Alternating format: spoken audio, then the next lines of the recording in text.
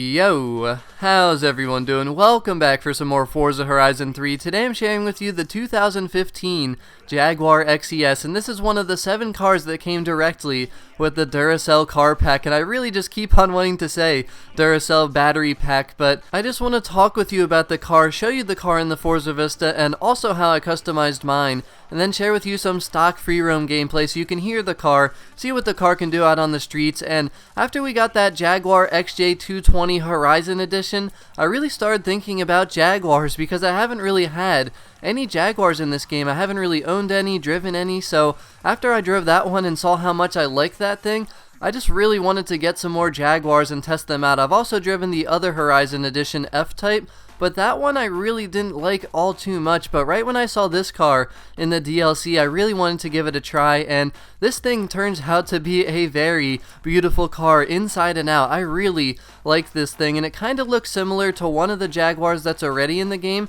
but I think the back end of this one looks way nicer. The fronts look almost identical, just a little bit different, but the back end of the car looks a lot different, and I think a lot better. But the sounds of the car are also very nice in my opinion. It has a really good deep tone to it, and it sounds good under acceleration, deceleration, when you're shifting. Pretty much no matter what you're doing with the car, it sounds nice all the time, and that certainly makes the car more enjoyable to drive. But in terms of performance, it sits in the A-Class, it's rear-wheel drive, and it launches pretty good being rear-wheel drive, and the acceleration's good, the speed's okay. It starts to get a little bit sluggish, and there's actually 8 gears to this car, which is kind of a lot, and generally, I don't like cars with a ton of gears because that means you have to shift more, and I just like those long gears and not having to shift quite as much. But even though that's generally my preference, I still find this car to be very fun to drive, and it just feels nice on the road. It doesn't feel like it's super fast being stock once again, but this here is how I customized my car. Real quick before we go out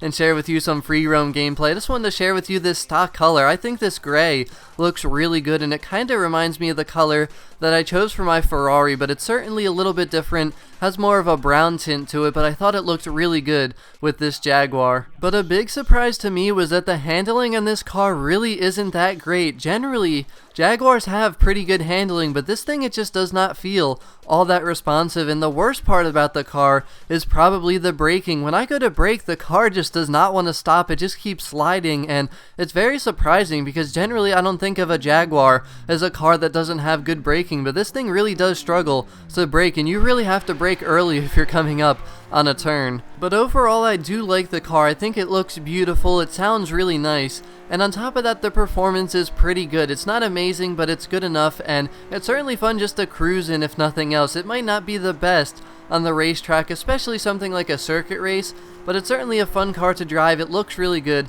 and it feels nice to drive. But let me know what you think about how this thing looks, and also what you think about the performance of this thing, especially if you've already driven it. But as always, thank you very much for watching. Have a wonderful rest of your day, and I'll talk to y'all again very soon. Peace out.